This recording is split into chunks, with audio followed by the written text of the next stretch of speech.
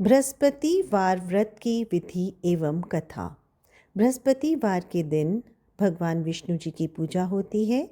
दिन में एक समय ही भोजन करें, पीले वस्त्र धारण करें, पीले फलों का प्रयोग करें, भोजन भी चने की दाल का होना चाहिए, नमक नहीं खाना चाहिए, पीले रंग का फूल, चने की दाल, पीले कपड़े तथा पीले चंदन से पूजन करना चाहिए। पूजन के पश्चात कथा अवश्य सुने। यह व्रत करने से बृहस्पति देवता अति प्रसन्न होते हैं तथा धन, अन्न, विद्या एवं रूपवान पत्नी का लाभ होता है। स्त्रियों के लिए यह व्रत अति आवश्यक है। इस व्रत में केले का पूजन होता है। आइए जाने बृहस्पति व्रत कथा। एक नगर में एक बड़ा व्यापारी रहता था। वह जहाज़ में माल लदवाकर दूसरे देशों में भेजा करता था और खुद भी जहाज़ों से दूर दूर के देशों को जाया करता था। इस तरह वह खूब धन कमा कर लाता था। उसकी गृहस्थी खूब मज़े से चल रही थी। वह दान भी खूब जी खोलकर करता था, परंतु उसका इस तरह से दान देना उसकी पत्नी को बिल्कुल पसंद ना था। वह किसी को भी दमड़ी देकर खुश न थी। एक बार जब वह सौदागर माल से जहाज को भर कर किसी दूसरे देश को गया हुआ था, तो पीछे से बृहस्पति देवता साधु का रूप धारण करके उसकी कंजूस पत्नी के पास पहुँचे और भिक्षा की याचना की। उस व्यापारी की पत्नी ने बृहस्पति देवता से कहा, महात्मा जी, मैं तो इस दान पुण्य से बहुत तंग आ गई। मेरा पति सारा धन दान में व्यर्थ ही नष्ट करता है। आप कोई ऐसा उपाय कीजिए जिससे हमारा सभी धन नष्ट हो जाए। इससे ना तो धन लुटेगा और ना ही मुझे दुख होगा। बृहस्पति देवता ने कहा, देवी, तुम बड़ी विचित्र हो। धन और संतान तो सभी चाहते हैं। पुत्र और लक्ष्मी तो पापी के घर में भी होनी चाहिए। यदि तुम्हारे पास बहुत धन है तो तुम दिल खोलकर पुण्य कार्य करो। भूखों को भोजन खिलाओ, प्यासों को पानी पिलाओ, यात्रियों के लिए धर्मशालाएं बनवाओ। कितने ही निर्धनों की कुंवारी कन्याएं धन के अभाव में अविवाहित बैठी हैं, उनका विवाह संपन्न करवाओ। और भी अनेक पुण्य कार्य हैं जिनको करके तुम्हारा लोक परलोक सार्थक हो सकता है। लेकिन व्यापारी की स्त्री बड़ी ढीठ थी। उसने कहा, महात्मा जी, मैं इस विषय में आपकी कोई बात नहीं सुनना चाहती। मुझे इस धन की कोई आवश्यकता नहीं जो मैं दूसरों को बांटती फिरूं। बृहस्पति देवता बोले, यदि तुम्हारी ऐसी ही इच्छा है तो ऐसा ही होगा। तुम 7 बृहस्पतिवार गोबर से घर लीपकर पीली मिट्टी से अपने केशों को धोना, भोजन में मांस मदिरा ग्रहण करना, कपड़े धोना, बस तुम्हारा सारा धन नष्ट हो जाएगा। इतना कहकर बृहस्पति देव अंतर ध्यान हो गए। उस औरत ने बृहस्पति देवता के कहे अनुसार 7 बृहस्पतिवार वैसा ही करने का निश्चय किया। केवल 6 गुरुवार बीतने पर ही उस स्त्री का संपूर्ण धन नष्ट हो गया और वह भी स्वयं लोक सिधार गई। उधर माल से भरा उसके पति का जहाज समुद्र में डूब गया और उसने बड़ी मुश्किल से लकड़ी के तख्तों पर बैठकर अपनी जान बचाई। वह रोता धोता अपने नगर में वापस पहुंचा। वहां आकर उसने देखा कि उसका सब कुछ नष्ट हो गया है। उस व्यापारी ने अपनी पुत्री से सब समाचार पूछा। लड़की ने पिता को वह साधु बृहस्पति वाली पूरी कहानी सुना दी। उसने पुत्री को शांत किया। अब वह प्रतिदिन जंगल में जाकर वहाँ से लकड़ियाँ चुन लाता और उन्हें नगर में बेचकर अपनी जीविका चलाने लगा, मगर गुजारा बड़ी मुश्किल से होता था। एक दिन उसकी पुत्री ने दही खाने की इच्छा प्रकट की, लेकिन व्यापारी के पास एक भी पैसा नहीं था कि उसको दही ला कर देता। लकड़हारा उसे आश्वासन देकर जंगल में जाकर एक वृक्ष के नीचे बैठकर अपनी पूर्व दशा को विचार कर रोने लगा। वह गुरुवार का दिन था। बृहस्पति देवता उसकी यह अवस्था देखकर साधु का रूप धारण कर उस व्यापारी के पास आ पहुँचे और कहने लगे, लकड़हारे, तो इस जंगल में किस चिंता में बैठा है? व्यापारी ने उत्तर दिया, महाराज, आप सब कुछ जानने वाले हैं। इतना कहकर उसने आर्द्र कंठ और बीघी आंखों से बृहस्पति देवता को अपनी आप बीती कह सुनाई। बृहस्पति देवता ने कहा, भाई, तुम्हारी पत्नी ने गुरुवार के दिन भगवान का अपमान किया था, इसी कारण तुम्हारा ये हाल हुआ है। लेकिन अब तुम किसी प्रकार की चिंता ना करो। भगवान तुम्हें पहले से भी अधिक धनवान करेंगे। तुम मेरे कहे अनुसार गुरुवार के दिन बृहस्पति का पाठ किया करो। 2 पैसे के चने और मुनक्का मंगवाकर जल के लोटे में थोड़ी सी शक्कर डालकर वह अमृत और प्रसाद परिवार के सब सदस्यों तथा कथा सुनने वालों में बांट दो और खुद भी अमृत पान किया करो तथा प्रसाद खाया करो, तो भगवान तुम्हारी सब मनोकामनाएं पूर्ण करेंगे। साधु को प्रसन्न देखकर उस व्यापारी ने कहा, महाराज, मुझे लकड़ियों में से तो इतना भी लाभ नहीं कि 2 पैसे की दही लाकर भी अपनी इकलौती कन्या को खिला सकूं। उसको मैं हर रोज़ झूठा आश्वासन देकर टालता हूँ। बृहस्पति देवता ने कहा, भक्तराज, तुम चिंता मत करो। आगामी गुरुवार के दिन तुम शहर में लकड़ियाँ बेचने के लिए जाना। तुमको उस दिन लकड़ियों के 4 पैसे अधिक मिलेंगे, जिनमें से 2 पैसे का दही लेकर अपनी पुत्री को खिलाना और 2 पैसे की मुनक्का और चने लाकर गुरुवार देवता की कथा करना।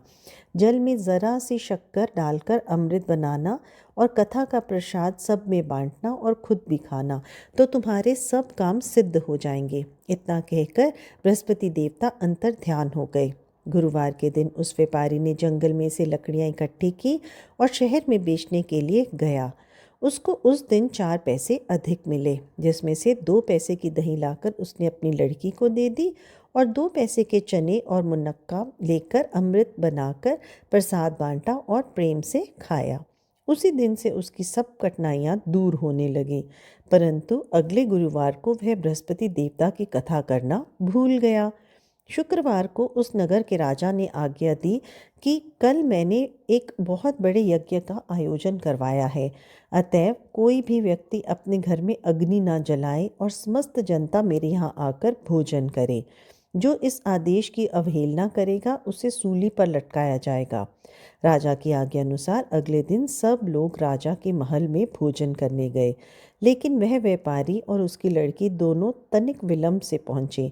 अतएव राजा ने उन दोनों को अपने महल के अंदर ले जाकर भोजन करवाया। जब वह पिता पुत्री भोजन करके वापस आ गए तो महारानी की दृष्टि उस खूंटी पर पड़ी जिस पर उसका 9 हार टंगा हुआ था। उस खूंटी पर अब वह हार नहीं था। महारानी को विश्वास हो गया कि उसका हार लक्कड़हारा और उसकी लड़की ही ले गए हैं। फौरन सिपाहियों को बुलाकर दोनों बाप बेटी को कैद करवाकर जेल में डाल दिया गया। कैद खाने में पड़कर बाप बेटी दोनों अत्यंत दुखी हुए। वहां उन्होंने बृहस्पति देवता का स्मरण किया। बृहस्पति देवता वहीं प्रकट हो गए और व्यापारी से कहने लगे, भक्तराज, तुम पिछले सप्ताह बृहस्पति देवता की कथा करना भूल गए थे, इसलिए तुम्हारा ये हाल हो गया है। परंतु तुम किसी प्रकार की चिंता ना करो। बृहस्पति के दिन कैद खाने के दरवाजे पर तुमने 2 पैसे पड़े दिखाई देंगे। तुम वह पैसे उठाकर चने और मुनक्का मंगवा लेना। विधि पूर्वक बृहस्पति देवता का पूजन और कथा करना, तुम्हारे सारे दुख दूर हो जाएंगे। बृहस्पतिवार के दिन उस व्यापारी को जेल के मुख्य द्वार के पास 2 पैसे पड़े हुए मिले। बाहर सड़क पर एक स्त्री जा रही थी। व्यापारी ने उसे बुलाकर कहा कि वह बाजार से उसे 2 पैसे के चने और मुनक्का ला दे ताकि मैं बृहस्पति देवता की कथा कह सकूं। इस पर उस स्त्री ने कहा, मैं अपनी बहू के लिए कपड़े सिलवाने जा रही हूँ, मैं बृहस्पति भगवान को क्या जानूँ। इतना कहकर वह औरत वहाँ से चली गई। थोड़ी देर बाद वहाँ से एक और स्त्री निकली। व्यापारी ने उस स्त्री को बुलाकर प्रार्थना की, बहन, तुम मुझे बाजार से 2 पैसे के चने और मुनक्का ला दो, मुझे बृहस्पति देवता की कथा करनी है।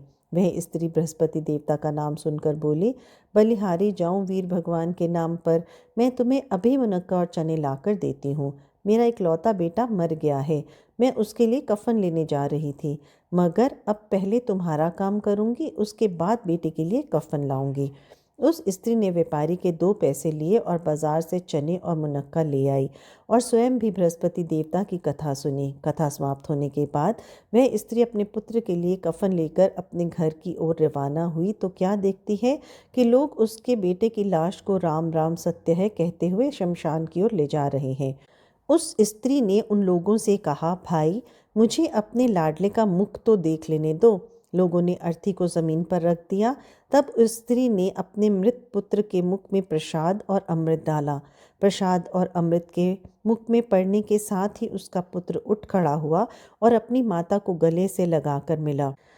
दूसरी स्त्री जिसने बृहस्पति देवता का निरादर किया था, जब अपने पुत्र के विवाह के लिए कपड़े लेकर वापस लौटी और उसका पुत्र घोड़ी पर बैठकर बारात में निकला, तो घोड़ी ने ऐसी छलांग मारी कि वह ज़मीन पर आ गिरा और बुरी तरह से घायल हो गया और कुछ ही क्षण के पश्चात मर गया। तब वह स्त्री रो रो कर बृहस्पति देवता से कहने लगी, हे देव, मेरा अपराध क्षमा करो, मेरा अपराध क्षमा करो। उसकी प्रार्थना सुनकर भगवान बृहस्पति साधु का रूप धारण कर वहाँ आए और उस स्त्री से कहने लगे, देवी, अधिक विलाप करने की कोई आवश्यकता नहीं। तुमने गुरुवार देवता का निरादर किया था, जिसका परिणाम तुम्हें मिला है। तुम जेल खाने जाकर भक्त से क्षमा याचना करो, उससे सब कुछ ठीक हो जाएगा। वह स्त्री फिर जेल खाने पहुंची और मुख्य द्वार के पास जाकर उस व्यापारी से हाथ जोड़कर कहने लगी, भक्तराज, मैंने तुम्हारा कहा नहीं माना, मुनक्का और चने लाकर तुम्हें नहीं दिए, इससे गुरुवार देवता मुझसे रुष्ट हो गए, जिसके कारण मेरा इकलौता लड़का घोड़ी से गिरकर मर गया। व्यापारी ने कहा, माँ, तू चिंता मत कर, गुरुवार देवता सब कल्याण करेंगे। तुम अगले गुरुवार को आकर बृहस्पति देवता की कथा सुनना। तब तक अपने पुत्र के शव को फूल, इत्र, घी आदि सुगंधित पदार्थों में रख दो। उस स्त्री ने ऐसा ही किया। बृहस्पति का दिन भी आ गया।